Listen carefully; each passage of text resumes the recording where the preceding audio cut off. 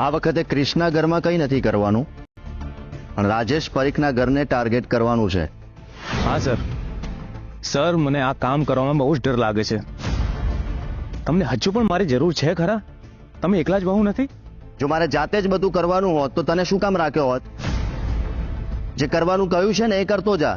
અરે સર, હું તો રસ્તામાં સિંગ વેચવા વાળો ફેર્યો છું, અને તમે આવ્યા અને મને પૈસા આપીને કહ્યું કે પતિ પત્નીને બેભાન કરી નાખો, અને હું પણ પૈસા માટે એ કામ કરી નાખ્યું.